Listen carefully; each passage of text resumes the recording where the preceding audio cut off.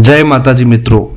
તો આજે હું તમને આ વિડીયોમાં એમ કહું કે માતાજી ધૂણવા આવે એ નોર્મલ વસ્તુ છે, પણ તેને જીવનભર જાળવી રાખવી મુશ્કેલ વસ્તુ છે। તો કદાચ ઘણા લોકોને આ વાત ઉપર વિશ્વાસ નહીં આવે, પણ મિત્રો ઘણા અનુભવી લોકોનું એવું કહેવું છે કે એવી ઘણી ભૂલો છે જે જાણતા અજાણતા લોકો કરી બેસે છે, જેના લીધે એમની સવારી બંધ થઈ જાય છે। માતાજી ધૂણવા આવતા હોય એ બંધ થઈ જાય છે, એમના અનુભવો બંધ થઈ જાય છે, એમને જે સૂઝતું હોય છે એ બંધ થઈ જાય છે। તો આજે આપણે કોઈ ચમત્કારની વાત નથી કરવાના, આજે આપણે આ 10 નિયમોની વાત કરવાના છીએ કે કયા એવા નિયમો છે જેના લીધે માતાજીની સવારી બંધ થઈ જાય છે। જે સેવકો છે, જે ભુવાજી છે, જેને કંઈ વધારે સમજણ નથી, એમને સૂઝવાનું બંધ થઈ જાય છે। તો આજે આપણે 10 સંકેતો અને 10 નિયમ વિશે આ વિડીયોમાં વાત કરીશું। એના પહેલા મારી નમ્ર વિનંતી છે કે વિડીયોને અંત સુધી જોજો, કારણ કે ઘણા બધા માણસો પૂરો વિડીયો જોતા નથી અને પછી ખોટી કોમેન્ટો કરી અને ટાઈમ વેસ્ટ કરે છે। એટલે પહેલા વિડીયોને અંત સુધી જોજો અને પછી ઉપયોગ કરજો, ત્યારે તમને આ અનુભવ થશે, ત્યારે તમને કંઈક શીખવા મળશે અને કંઈક તમારા જીવનમાં ઉતારી શકશો। તો વધારે વાર નથી કરવી, ચાલો આપણે સીધા પહેલા નિયમ ઉપર જતા રહીએ। મિત્રો, પહેલો નિયમ છે શુદ્ધતા। મિત્રો, શુદ્ધતા એટલે ખાલી શરીરની નહીં, મન પણ તમારું શુદ્ધ હોવું જોઈએ। માત્ર નહીં ધોઈને દીવાબત્તી પૂજા કરી લીધી એટલે બધું પૂરું થઈ ગયું એવું નથી હોતું મિત્રો। તમારું મન પણ શુદ્ધ હોવું જોઈએ। તમારા મનને પણ તૈયાર કરો। તમારે તમારો ગુસ્સો છોડવો પડશે, ઈર્ષા છોડવી પડશે, પોતાની અંદર શાંતિ લાવવાનો પ્રયત્ન કરવો પડશે, કારણ કે મંદિર પહેલા મનમાં બને છે આપણા, પછી આપણા ઘરમાં। ત્યારબાદ બીજા નિયમની વાત કરીએ। ગુરુનો આદર ક્યારેય ના ઓછો કરવો જોઈએ।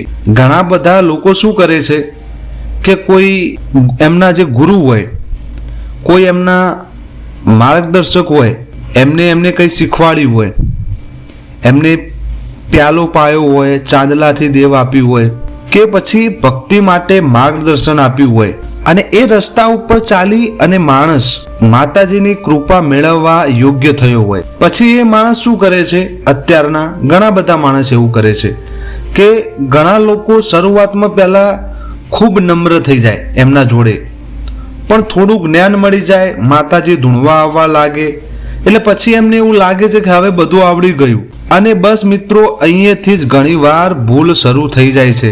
મિત્રો, આપણા જોડે જેટલું જ્ઞાન વધે એટલી જ વિનમ્રતા વધવી જોઈએ, કારણ કે જે વૃક્ષ ઉપર સૌથી વધુ ફળ આવે એ જ સૌથી વધુ નમે છે। ત્યારબાદ મિત્રો વાત કરીએ ત્રીજા નંબરના નિયમની, સંયમ। મિત્રો, સંયમ વગર કોઈ પણ સાધના, કોઈ પણ સેવા, કોઈ પણ પૂજા અધૂરી છે। આજના સમયમાં સૌથી મુશ્કેલ શું છે? પોતાના મન ઉપર કાબુ રાખવું, આપણા મન ઉપર કાબુ રાખવું, પોતાના વિચારો ઉપર નિયંત્રણ, પોતાની વાણી ઉપર નિયંત્રણ અને પોતાના વર્તન ઉપર નિયંત્રણ। આ વસ્તુ તમારામાં નહીં હોય તો તમે સમજી લેજો કે શિસ્ત વગર શક્તિ લાંબા સમય સુધી ટકતી નથી। શિસ્ત હોવી ખૂબ જરૂરી છે।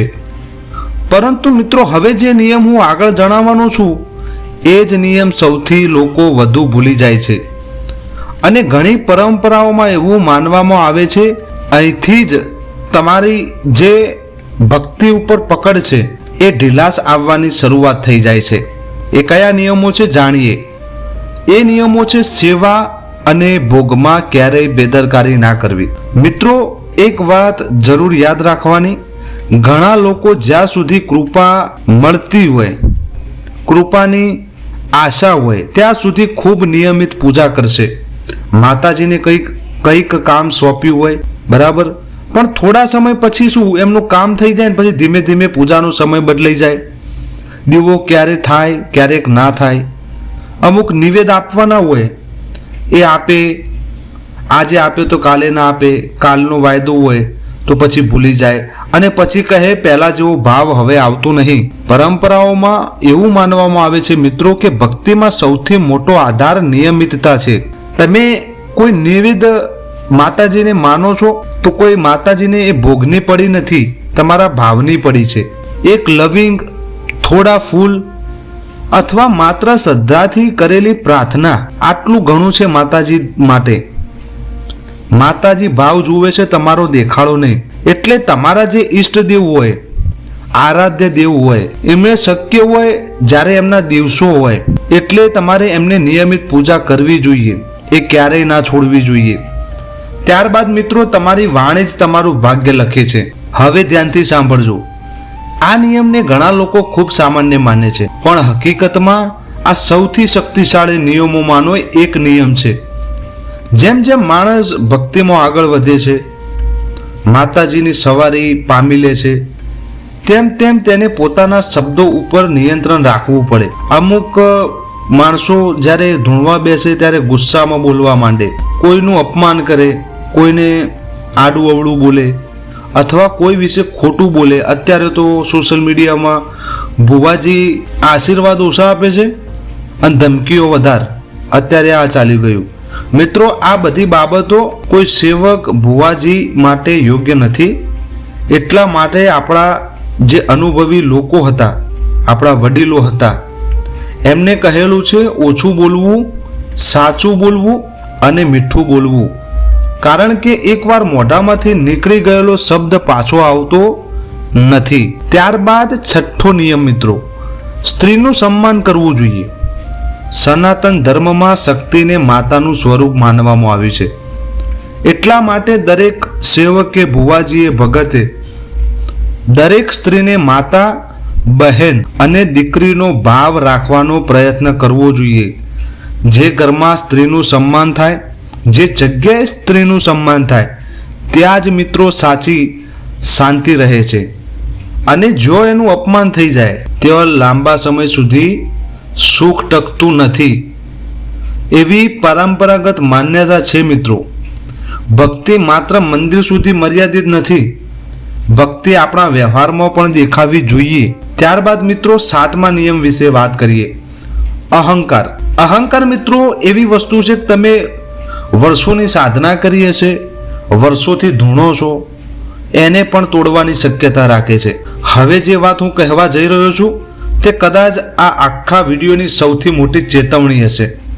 ઘણા લોકો જ્યારે થોડું જ્ઞાન મળે, થોડો અનુભવ થાય, માતાજી ધૂણવા આવી જાય અથવા લોકો તેમની પ્રશંસા કરવા લાગે, એમને જાણવા લાગે, ત્યારે ધીમે ધીમે એમના અંદર અહંકાર આવી જાય અને એ જ ક્ષણથી તમારું પતન નક્કી છે. આ હંમેશા યાદ રાખજો.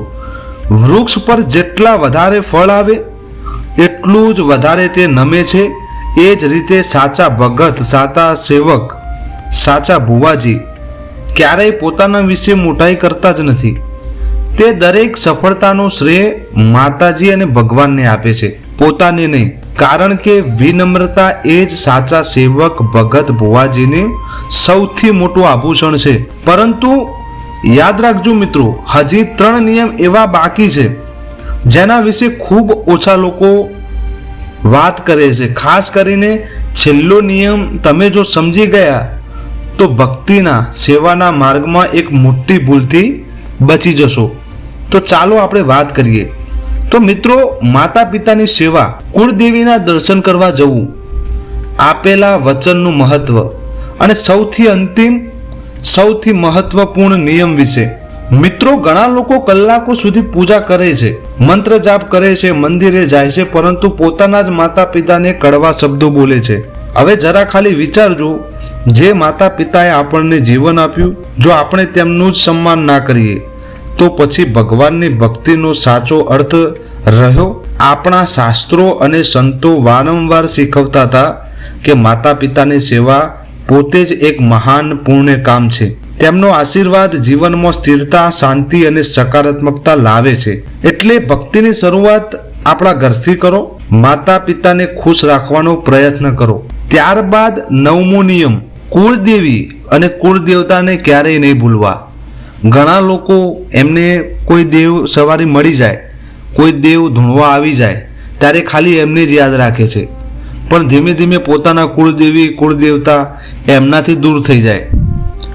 પરંપરાઓમાં મિત્રો એવું કહેવામાં આવ્યું છે, અમુક સમયે કુળદેવી અને કુળદેવતાના મંદિરે 100% તમારે જવું પડે. તમારે ત્યાં દર્શન કરવા જવું પડે, પ્રાર્થના કરવા, પ્રસાદ અર્પણ કરવા જવું પડે. આ માત્ર એક પરંપરા નથી, પણ પોતાના મૂળ સાથે જોડાયેલા રહેવાનો એક માર્ગ છે. જો મંદિર દૂર હોય તો થોડા સમય પછી તમને જ્યારે સમય મળે ત્યારે જાઓ, પરંતુ વર્ષો સુધી એને સંપૂર્ણ રીતે ભૂલી જવું એ યોગ્ય નથી મિત્રો. અને હવે 10મા નિયમ વિશે. માતાજીને આપેલું વચન ક્યારેય ના તોડવું. આખા વિડીયોનો સૌથી મહત્વનો નિયમ. ઘણા લોકો મુશ્કેલીમાં ભરાય છે ને એ વખત માતાજીને એવું કે માતાજી મારું આ કામ થઈ જશે તો હું તમને પ્રસાદ ચડાવીશ, દીવો કરીશ, રોજ સેવા કરીશ, અને પછી જ્યારે કામ થઈ જાય ત્યારે એ વાત ધીમે ધીમે ભૂલી જાય. મિત્રો, માતાજીને કોઈ વસ્તુની જરૂર છે જ નહીં, પરંતુ જો આપણે પોતાની ઈચ્છાથી કોઈ સંકલ્પ કે માનતા લઈએ તો તેને પૂર્ણ કરવી એ આપણી જવાબદારી આવે. વચનનું પાલન માણસના ચરિત્રને ઓળખ આપે છે. આજે આપણે જે 10 નિયમો વિશે વાત કરી તે પરંપરાગત આધ્યાત્મિક માન્યતાઓ અને સાધના માર્ગમાં પ્રચલિત શિક્ષણ ઉપર આધારિત હતી. યાદ રાખજો, આ ગુણો આપણા જીવનમાં આવશે તો ભક્તિનો માર્ગ પણ સુંદર બની જશે. જો તમને આ માહિતી ઉપયોગી બની હોય તો વિડીયોને એક લાઈક, તમારા ભક્ત મિત્રો સાથે શેર કરજો